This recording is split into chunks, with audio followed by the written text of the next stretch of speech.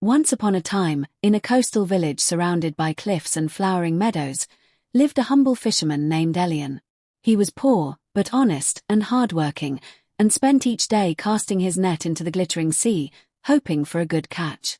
One morning, just as the sun rose like a golden coin over the horizon, Elian found something peculiar tangled in his net, a golden crab, gleaming like treasure. The crab spoke. "Please, kind fisherman, let me go, and I shall grant you a gift greater than all the pearls in the ocean." Elian was startled but not afraid. "You talk," he said. "Yes," the crab replied. "I am a prince under a curse. Release me now, and your life will change forever." Elian, though puzzled, gently placed the golden crab back into the sea. The crab vanished beneath the waves, leaving behind a shimmer on the water. That night, as Elian returned to his hut, he found a stranger waiting at his door, a man cloaked in silver robes, holding a staff crowned with a glowing orb. "You released the Prince of the Deep," he said. "He has not forgotten. You are summoned to the king's palace." Elian had never stepped foot beyond the village, but he obeyed. The next morning, a royal carriage took him to a kingdom beyond the hills and rivers, where golden towers pierced the sky and fountains danced in marble courtyards. King Alden, a wise and aged monarch, welcomed him. "You saved the prince, and for this, you shall be honored. My daughter, Princess Miralyn, shall decide how best to reward you." Princess Miralyn was unlike any royal Elian imagined. She wore royal garments of lilac and silver, her hair braided with flowers, and her smile was as warm as spring. She saw honesty in Elian and invited him to stay as a guest in the palace. Elian, though a fisherman, was clever and kind.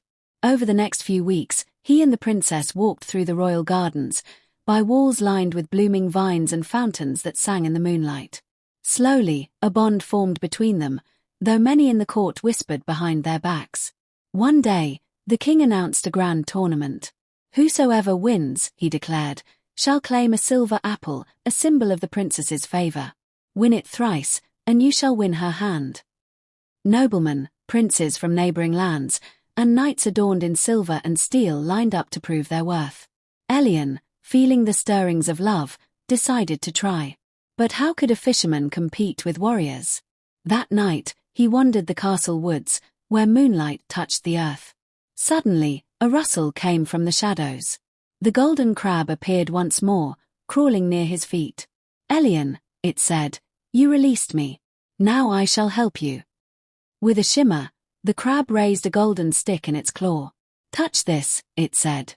Elian did, and in an instant, his clothes turned to shining armor. He held a silver sword, and a white stallion waited nearby. "You must not tell anyone of me or this gift," warned the crab. "Speak, and all will be lost." The next day, Elian entered the tournament as a mystery knight. He unseated the strongest challengers and caught the silver apple. Each day for 3 days, he returned, cloaked in mystery, and each time he won. The princess smiled more brightly each time she saw him. On the final day, as he disappeared once more into the woods, Prince Varek, an arrogant nobleman who desired the princess for himself, followed Elian in secret. He discovered Elian's secret when he saw him return to the crab and transform back into his common clothes. Burning with jealousy, Varek returned to the castle with a wicked plan. The next morning, Varek entered the throne room and cried, "Your Majesty, this fisherman, this impostor, has been using magic to deceive us all." Elian stood stunned as Varek revealed the golden crab and accused it of witchcraft. The king was torn, but the court demanded proof. Varek, with dark knowledge of spells, used a forbidden curse. He struck the crab with a black stone, and with a terrible cry, the golden crab shriveled into a shell, lifeless. Elian cried out, "No! He helped me only out of kindness." The princess wept, and her father, though sad, declared, "You must leave the palace. Magic without permission is forbidden, even if used for good." Heartbroken, Elian returned to his village, the silver apples heavy in his bag. He buried the crab shell under a wall of flowers, hoping for a miracle. Years passed. Princess Miralyn refused all suitors, keeping the silver apples in her chamber. Each year, she sent word to the fisherman's village but heard nothing in return. One day, while walking in the royal gardens, she found something unusual near a dried fountain, a golden stick, half buried beneath ivy.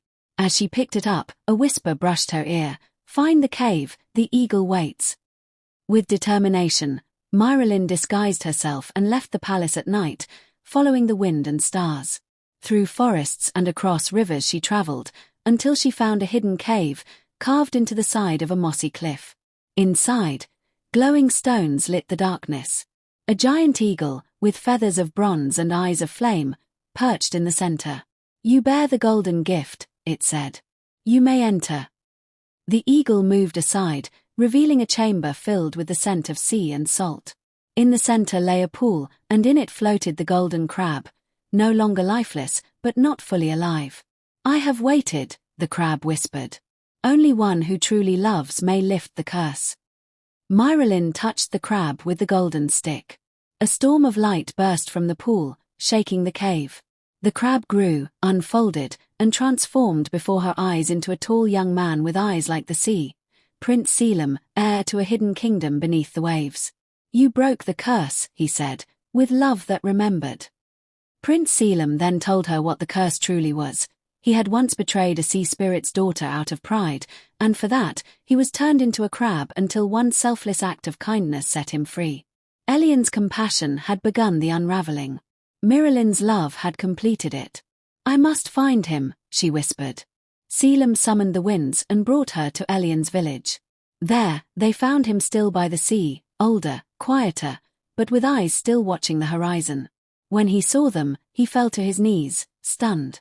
"I failed you," Elian said. "No," Selim replied, placing a hand on his shoulder. "You saved me. And now I will give you what you deserve." Selim returned to the king's palace with Elian and Miralyn. The king, now ill and aging, saw the truth of the tale in Selim's words and Miralyn's eyes. Elian was knighted, and the silver apples were returned to him before all. In a great wedding under garlands of flowers and the music of fountains, Princess Miralyn married the fisherman who had once dreamed only of fish and tides.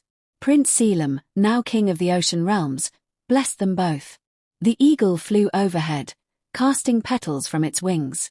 And in a secret part of the garden, by a wall where roses bloomed, the empty crab shell turned into golden blossoms, which never wilted. From betrayal came redemption. From magic came hope. From a humble heart came a kingdom of happiness and love.